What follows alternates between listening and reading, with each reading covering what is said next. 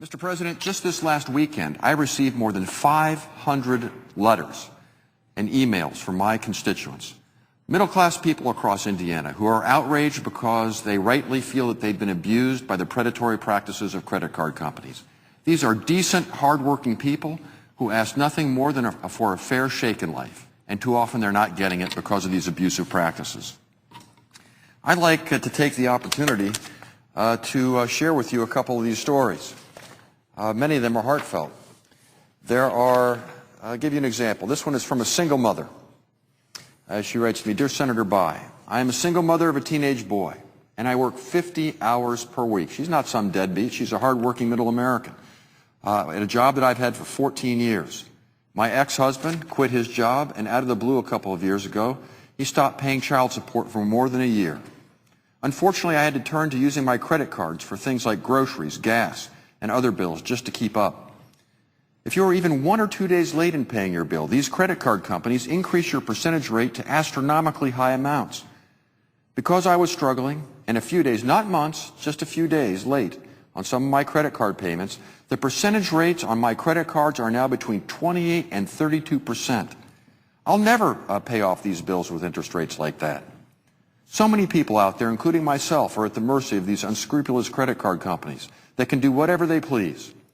There need to be laws regulating how much these companies can charge. Americans are mired in credit card debt that will never be paid off, no matter how hard they work, no matter how hard they try and do the right thing, if the current practices don't change. My economic situation would be so much better if it weren't for my credit card bills.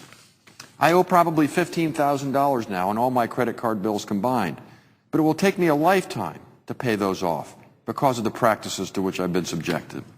Please fight for hardworking people everywhere who just want a chance to get out from under their debt and better their financial situations. Mr. President, I also heard from a woman from Carmel, Indiana, that's just north of Indianapolis, a few weeks ago.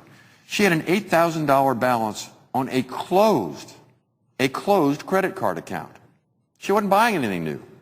She'd always paid her bill on time, and out of the blue one day, she'd done nothing wrong.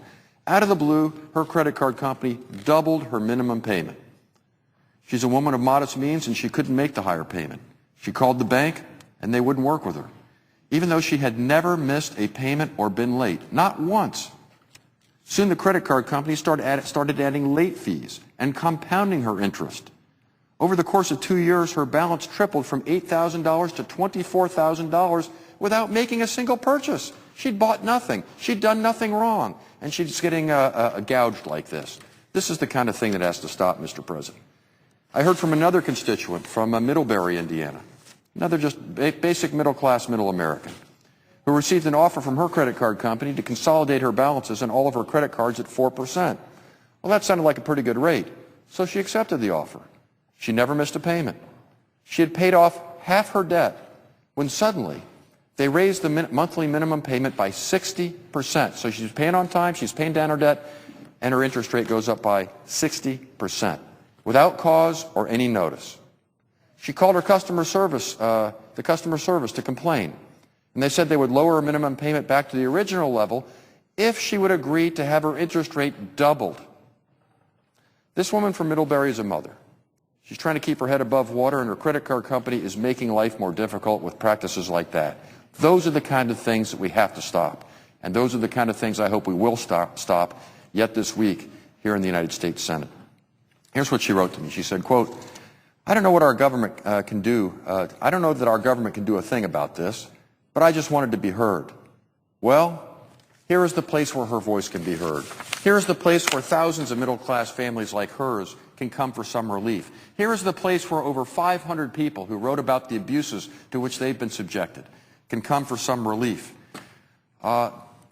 This recession has caused, Mr. President, millions of middle-class families to resort to using their credit cards a little bit more. Not because they wanted to, but because they had to try and keep ends meet. They're working hard, they're trying to get out from under this situation, and it doesn't make life any easier when they're running uphill because of these abusive practices. You know, bills are sent out so late. They arrive in your mailbox, you got 24 or 48 hours to pay the thing off, or you're subjected to a late fee. That's not right. Then they start charging interest on the late fee. Interest rates can literally, because of the fine print in these bills. You know, back in the day, You'd apply for a credit card. It was about a one-page thing. Now it's 20, 30 pages of fine print, and buried in there in the fine print are the provisions where the companies can raise your interest rate any amount, any time, for any reason, or for no reason whatsoever. Those are the kind of things that need to be stopped. And then finally, when you're making your payments, they take the payment that you make, and rather than applying it to the most expensive part of your debt with the highest interest rate, they apply it to the lowest interest rate. Why? Because it's more profitable for them, even though it would be better to do it the other way around for you. Those are the kind of things that we have to. It's important that we pass this credit card bill to restrain these abusive practices, to stand up for middle-class families, to do right by our citizens, and to let people know that when their voices are heard, we will answer. Mr. President, that's why I have risen today on this bill. I urge my colleagues to join with us in acting.